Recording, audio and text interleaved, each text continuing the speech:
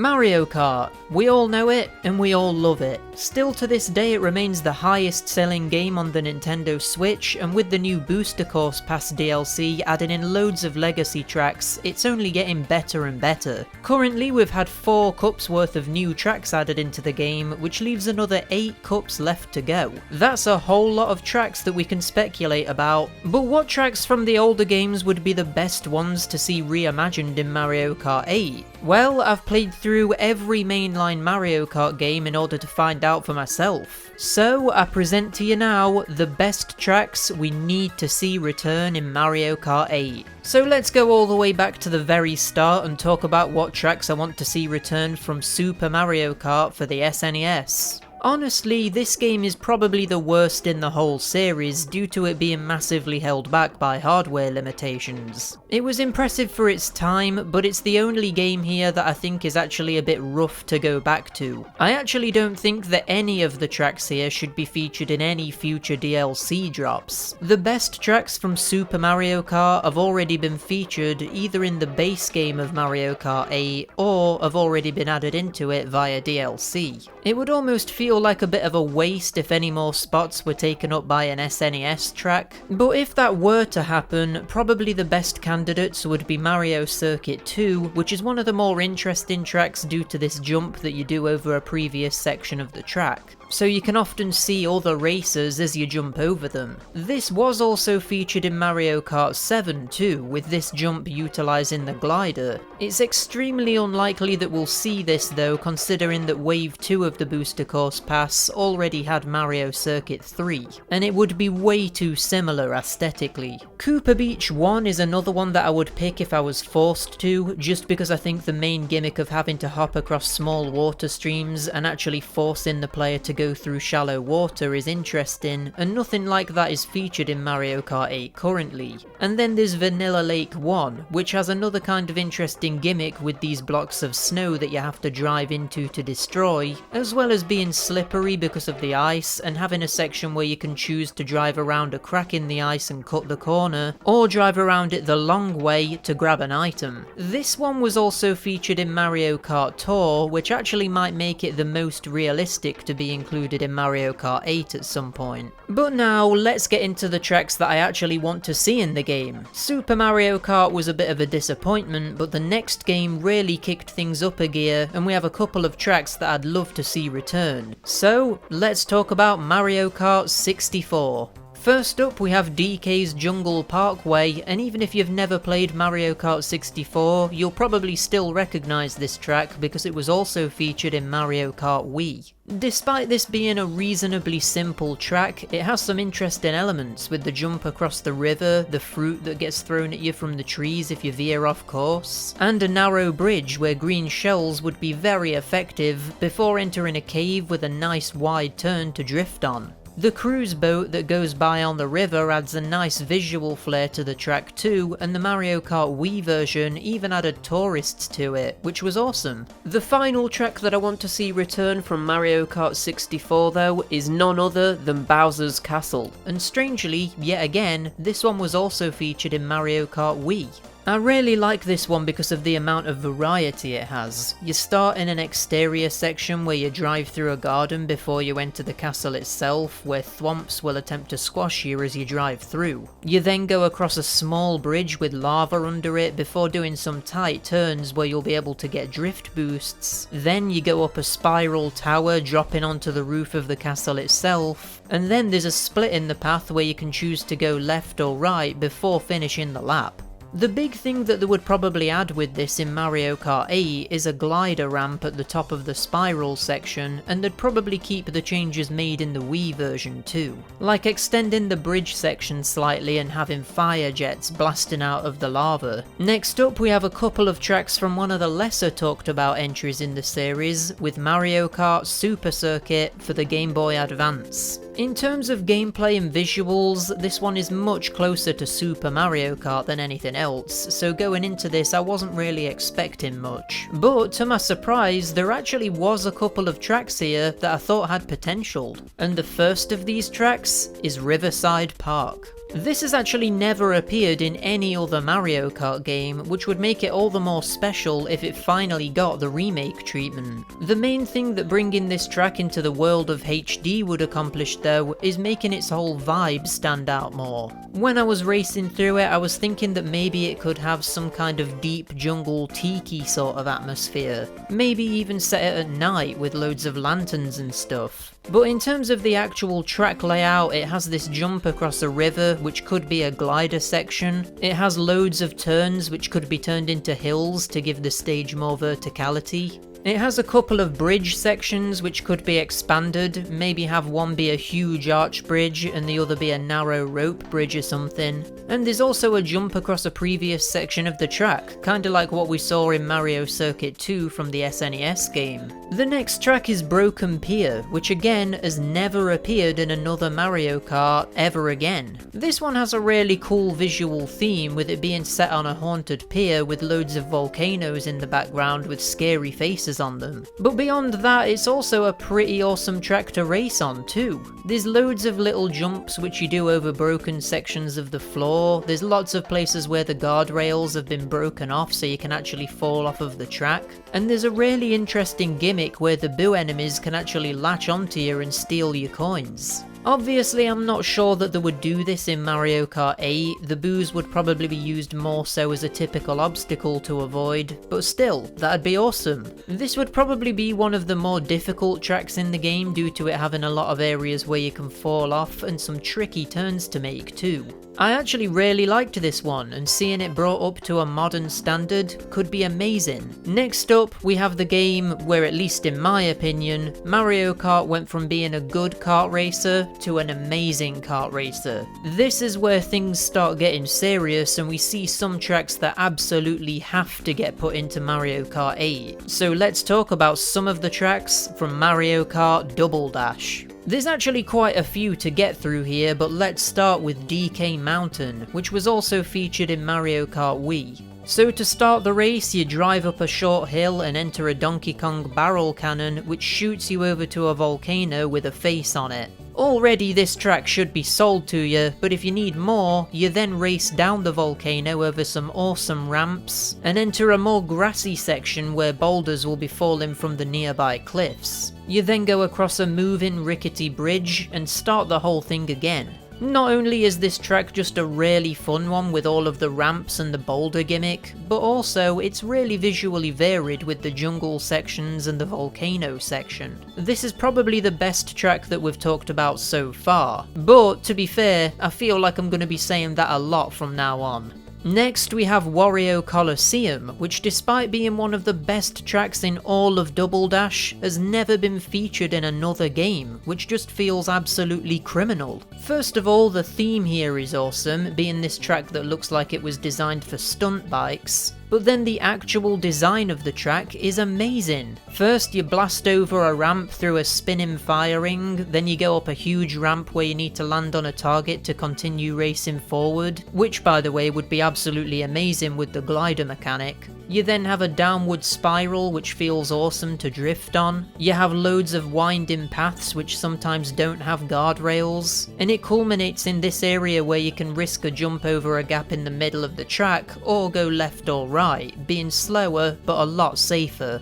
I suspect that if this was remade, the middle ramp would be impossible to take without a boost item, which would add to the risk-reward element. It's an awesome track with a great theme to it, and I can't believe that this has never been remade in any capacity. Next up we have a track that quite simply has to be in Mario Kart 8. We're talking about Dino Jungle, baby! This one is actually extremely likely to be included in a future DLC drop as well, because not only is it also featured in Mario Kart 7, but also Mario Kart Tour as well. So clearly there's a lot of people out there that like this one.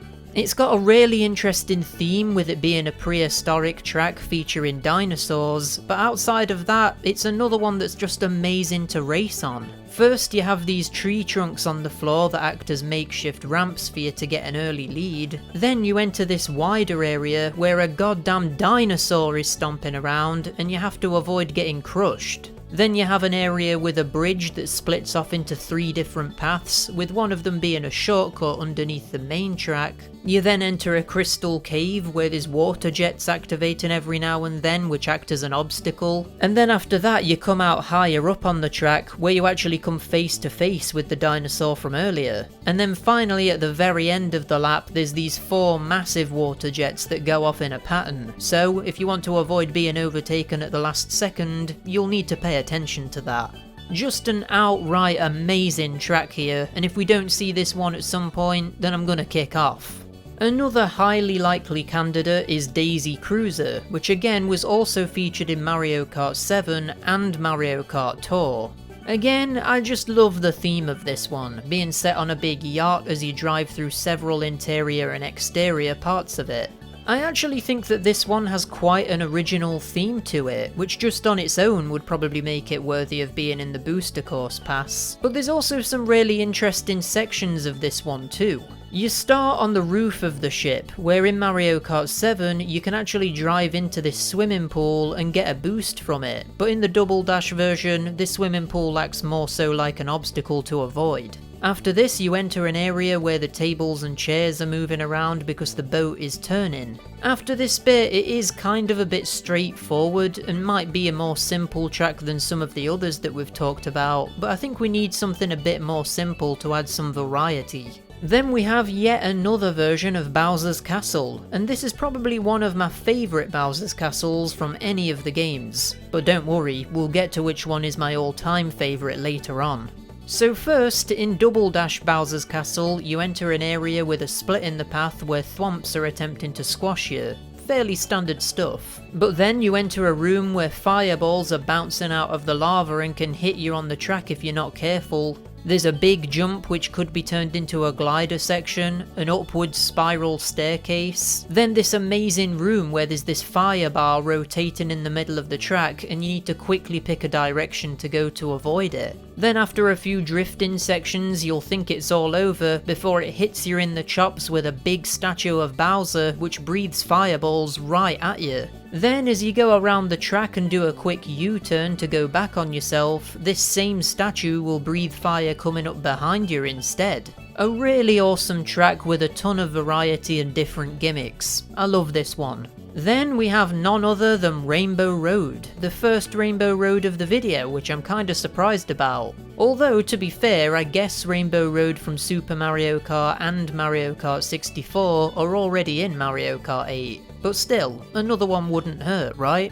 The distinguishing thing with this version of Rainbow Road is the massive floating Mario objects in the background and the fact that you can see the bright city lights below you, which just looks cool. It's also a longer track, which makes it feel really epic, and it has several really interesting moments. Literally starting with a huge jump before some tricky turns with no guardrails, loads of speed boosts, a section where you're supposed to drift all the way around this tilted path, this weird gravity elevator thing that blasts you up in the sky to reach a higher section of the track, and a downward spiral to finish the lap.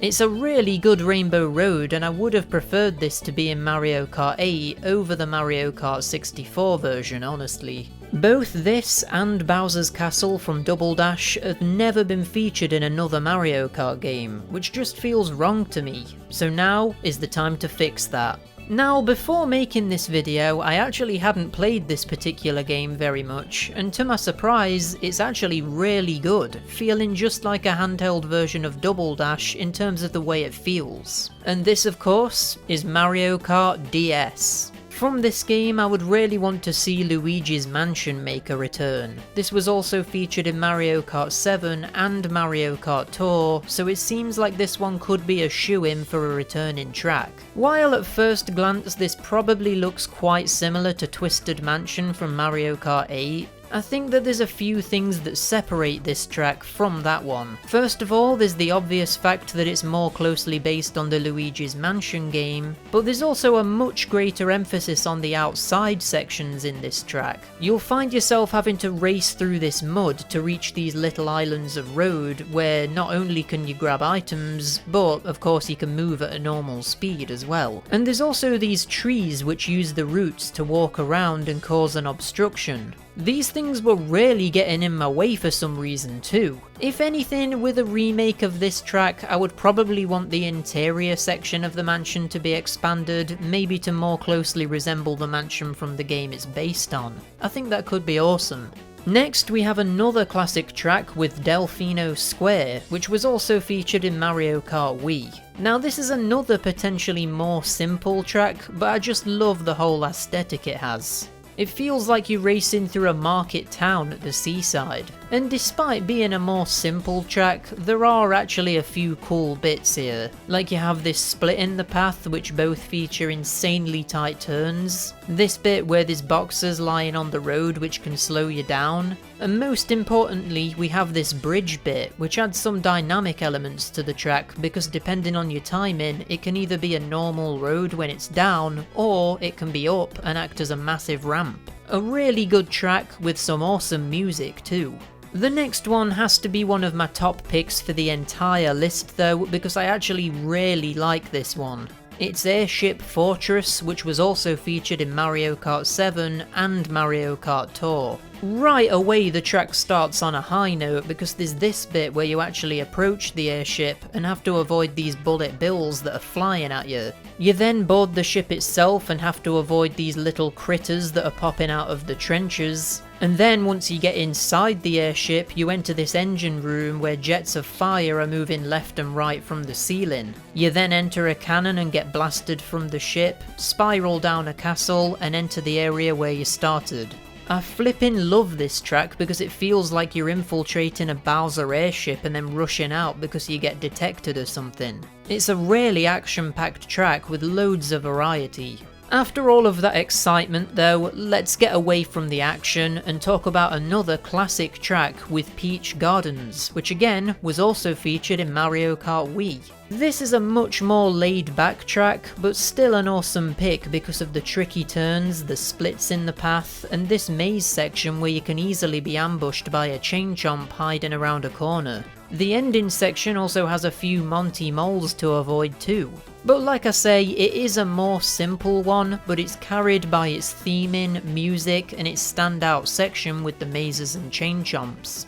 Next up we have yet another Bowser Castle, and you want to know something that's an absolute crime? This is my favourite rendition of Bowser's Castle ever, and it's literally never been seen outside of Mario Kart DS. Now this one starts off with some thwomps trying to crush you, because of course it does, it's Bowser's Castle. But then after some winding paths leading you across a bridge section, you enter this spinning room that is actually a little bit reminiscent of the room from Bowser's Castle from Double Dash. This time though there's actually two exits, one dead ahead and another one to the side.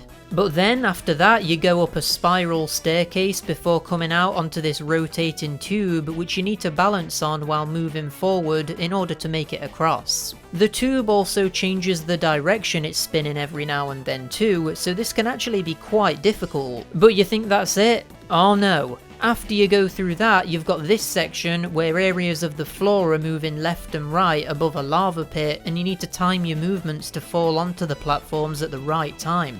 Another amazing gimmick which isn't seen too often in Mario Kart. This is an insanely good track and it's super weird that this has never been seen again.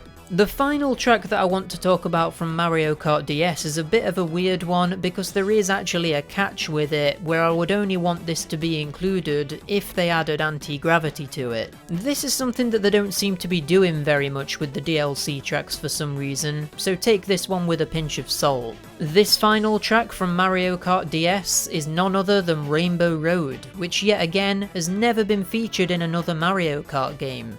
Honestly, this probably isn't as strong as some of the other tracks we've talked about, so I wouldn't be too mad if we didn't see this one. But at the same time, it is reasonably interesting. It has these sections where you do a straight up loop-de-loop, and this bit where the track spirals around upside down.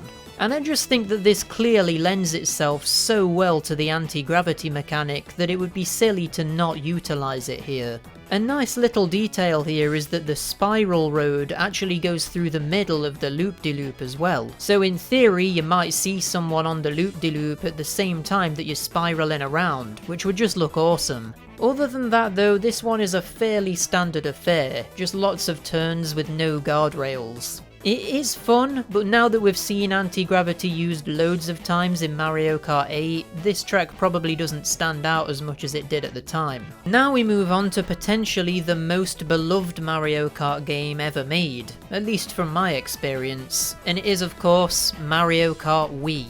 There's a reason that this one is so fondly remembered too, because it featured some amazing tracks, and it's actually quite surprising that some of these aren't already in Mario Kart 8. So let's start off with the one, the only, Koopa Cape.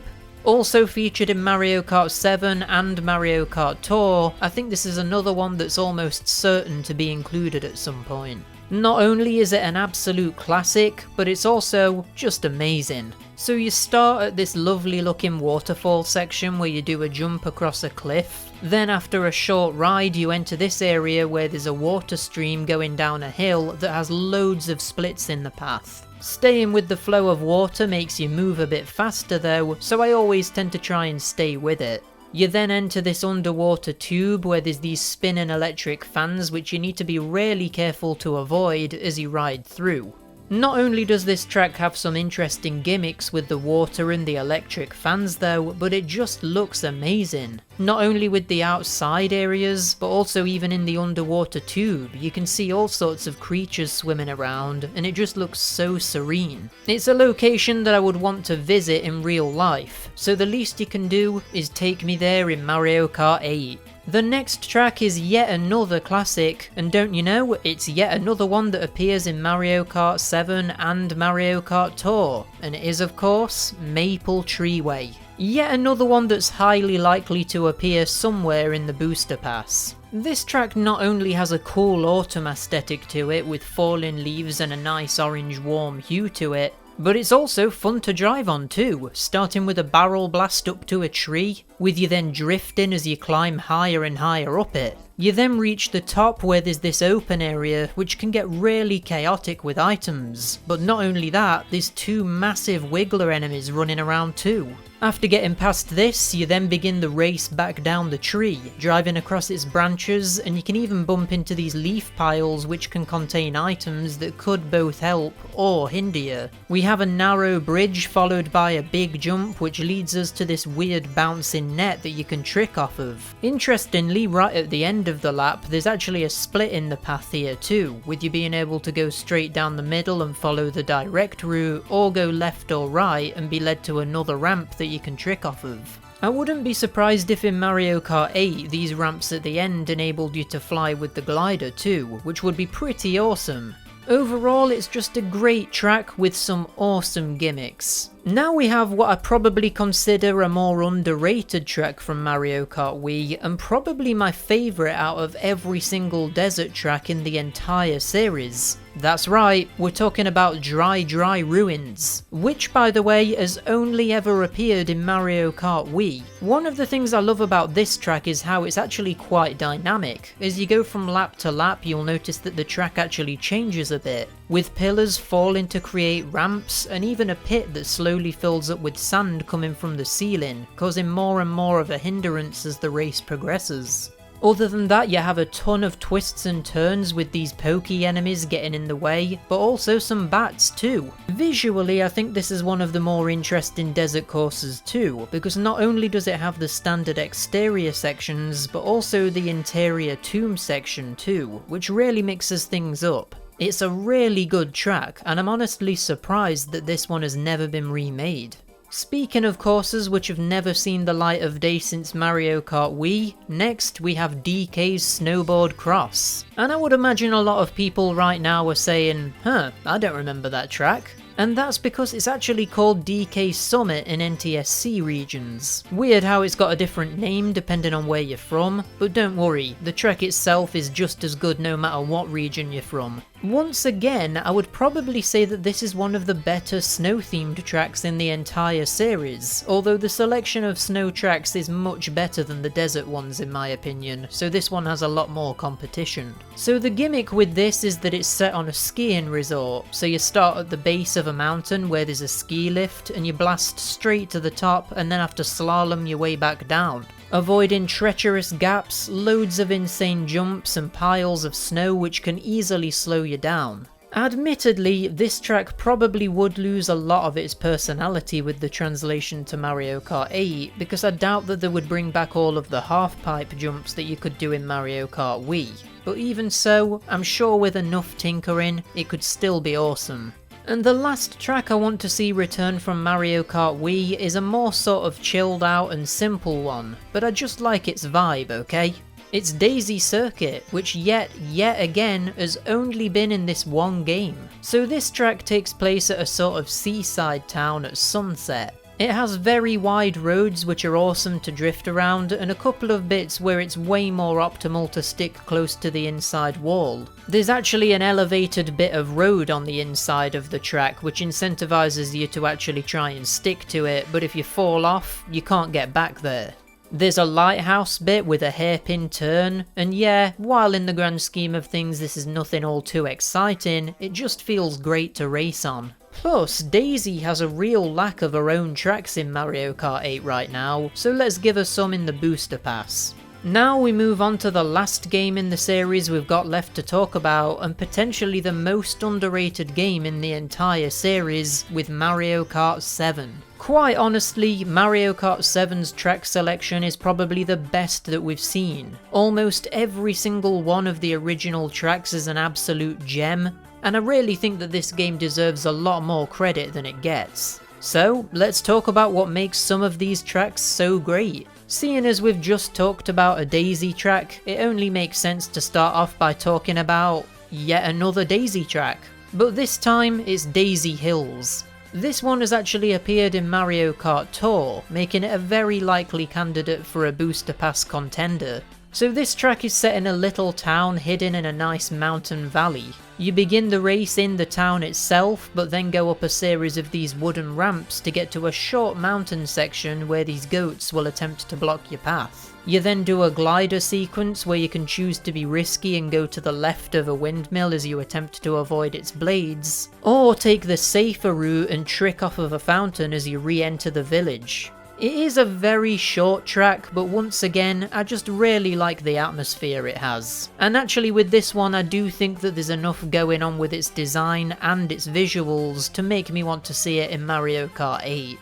Next up, we have yet another course which has since appeared in Mario Kart Tour. You're going to be hearing that a lot with these Mario Kart 7 tracks, by the way. But this time it's set at night and has a distinct Arabian feel to it. I'm of course talking about Shy Guy Bazaar. I think quite a few people want to see this one make a return, and I can't blame them. The theme in here is really original for a Mario Kart track, which makes it stand out on its own, but then you have loads of little quirks which make it a real highlight. First, you have this little market area where you can either go straight forward through the stalls, or swerve right and actually bounce across some of the stalls at the side. Later on, there's a section where you can drop off of the main road and take an alternate route. There's a gliding section where Shy Guys on magic carpets attempt to ram into you.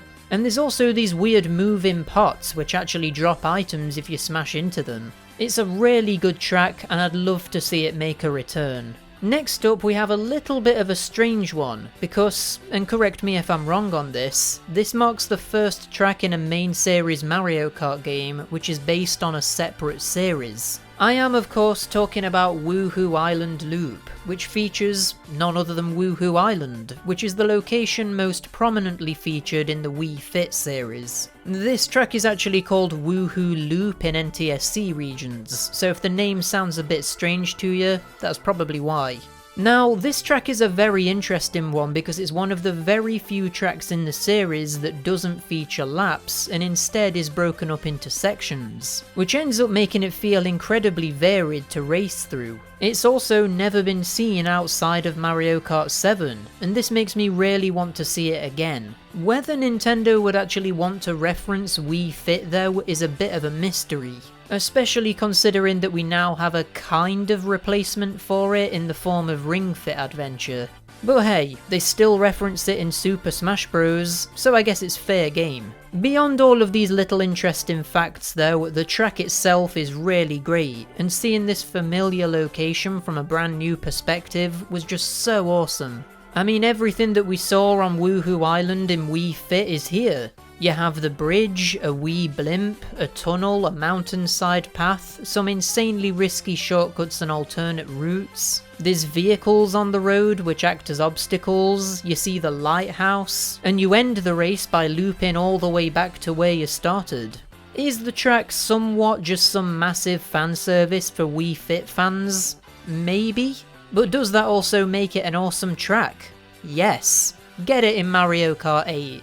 Now for perhaps my favourite rendition of Mario Circuit ever, with Mario Kart 7's version of, well, Mario Circuit, obviously. This one has been seen again in Mario Kart Tour, which once again means it's likely that we'll see this one return at some point. Now the main reason that I like this Mario Circuit is because it features this area where you drive up to Peach's castle after doing a jump across a ramp and a mushroom, and then you go across this really twisty road which is actually quite difficult to navigate before you enter the castle itself. The castle section is fairly short and probably could be greatly expanded, but it's still awesome racing through an interior section like this. You then glide out of the top of the castle and enter this area where you can maintain your glide by reaching these pipes with air blasting out of them. Then after that, you yourself enter this big pipe where items can be particularly devastating because of the walls and how contained it is. It's an awesome track and I won't hear any arguments.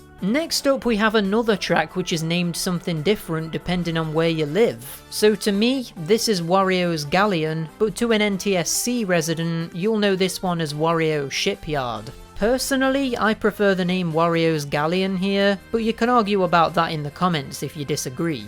Also, once again, this is another track that has returned in Mario Kart Tour too. Once again, I think this track has a really unique theme, being set within all of these crashed and deserted ships, with these castle sections also being sprinkled in too. There's also a ton of underwater sections here as well, with you dipping in and out of the water, perhaps more so than with any other track in the series. There's loads of alternate routes, loads of huge ramps with glider sections, loads of different obstacles with these crabs and these swinging anchors. It's just a really intense and varied track to blast through. This is way up there with the ones that I most want to see return. Now I know what you're all thinking, Wario's Galleon is all well and good, but we just can't get enough of that sweet Wii Fit content. Well, don't you fret, my little mushy onions, because the next track I want to see return is Wuhu Mountain Loop. And what's that I hear you say? You don't know what I'm talking about? Well yeah, that's because this is actually called Maka Wuhu in NTSC regions. I don't know what's with all of these stupid name changes in Mario Kart 7, but it's driving me up the wall. Just like you can do in Mario Kart 8. Anyway, this track is yet again based on Wuhu Island from Wii Fit, and yet again hasn't appeared outside of Mario Kart 7, which makes me worry that they just don't want to acknowledge these Wii Fit tracks. But that would be a shame because yet again, this one is pretty awesome. This time it's set at sunset, which makes it look quite different to the last Wii Fit track. But what's cool here is that you can actually see sections of the last Wii Fit track in the distance, and sometimes you even cross paths with it. This just makes Wuhu Island feel even more like a real place, and it almost references how you could take different routes in the running game in Wii Fit if you followed a different instructor. This track takes you up a mountain where the castle is, and features a section where boulders are rolling towards you, and this amazing flying section, where you can land on these targets being held up by balloons in order to maintain your flight. It's arguably even better than the last Wii Fit track, and I don't want to pick between them, so they're both here. Next up we have the only course in the entire series which belongs to Rosalina. Now tell me, where is the love for Rosalina, Nintendo? Give us some more tracks, damn it. But to her credit, this one does also appear in Mario Kart Tour, so at least she has that going for her, I guess. Now, rather than being a straight up snow-themed track, as the name would suggest, this one has more of an ice feel to it, which actually makes it look quite different. There's also the fact that this one is set at night, which really helps to set it apart from some of the other snow tracks we've seen. On top of that, it's also got a bit of a space feel to it as well, which really helps to distinguish it even more. In terms of the actual track design, I love this bit where you can stay on top of the ice or go underwater and take an alternate route below. And there's also this cave bit where these icicles will be in your way and you'll have to react fast in order to avoid them. There's also an alternate route in this cave too. Other than those sections, it is a more straightforward one, but I still think it's highly deserving of the Mario Kart 8 treatment. The last two tracks might be a little bit predictable because we've already featured variants of them in the video already, but once again, I have to give Bowser's Castle a mention here. Nintendo must like this one too because it's also featured in Mario Kart Tour. Now, with this one, we start the track off very strong with a glider section with a high path or a low path to choose from. We then have loads of twisty turns with thwomps, lava, and the usual stuff. One of the more interesting things is this spinning pipe you can enter, which actually is a little bit reminiscent of the spinning tube from the DS rendition. But here this probably isn't quite as good because it's not really as much of a threat as it was in that game, but still, it is cool. Then you go underwater where there's lava being poured in from above, a volcano section with loads of dangerous jumps, and a glider section with alternate side routes to end the lap. It's a really chaotic track, that's for sure, and while it might not be the best Bowser's Castle ever, it's definitely still deserving of a spot in the DLC. And now, we're finally here, the last track of Mario Kart 7 that I want to see in Mario Kart 8, and the last track of the video. And we're ending things on a high because this is Rainbow Road. But not just any Rainbow Road, what I consider to be the best version of Rainbow Road ever. This one has way more of a space vibe than usual, and not only do you end up racing on the ring of a Saturn-like planet, but you even drop down to a moon and can hop along the bumps where asteroids have dented it. Not only that, but this is another one of those tracks that's just one lap, where the track is really long but it's separated into sections rather than 3 laps. I always really like seeing this personally, and I think it's a bit of a shame that we didn't get more tracks in Mario Kart 8 that were like this. But other than all of this, it obviously has the usual makings of a Rainbow Road track. Narrow roads with no guardrails, tons of jumps and ramps. The floor even moves at multiple points. There's glider sequences, there's loads of risky boost pads. There's holes in the floor, there's conveyor belts, there's a spinning tube that you get inside of and can boost through. Which, by the way, would be awesome with the anti-gravity if they wanted to go the extra mile with remaking this one. And the final glider section even has floating rocks blocking your way. This track has it all. It's like they just threw absolutely everything they had at this one, and it's crazy good. It would be an immense shame if this one didn't make it into Mario Kart 8 at some point. People who never had a 3DS need to experience this one. Something I do quickly want to point out is that if Nintendo were to remake all of these tracks, at this point almost every single original track from Mario Kart 7 would have been remade in Mario Kart 8. The only ones missing would be Cheap Cheap Cape, aka Cheap Cheap Lagoon, and Alpine Pass, aka Rock Rock Mountain. Damn these stupid name changes. So at that point, you might as well just throw those two in there to effectively have a full-on remake of Mario Kart 7. They are both good tracks too, but arguably the weakest of the bunch. But I mean, that just goes to show just how amazing the track lineup was in Mario Kart 7.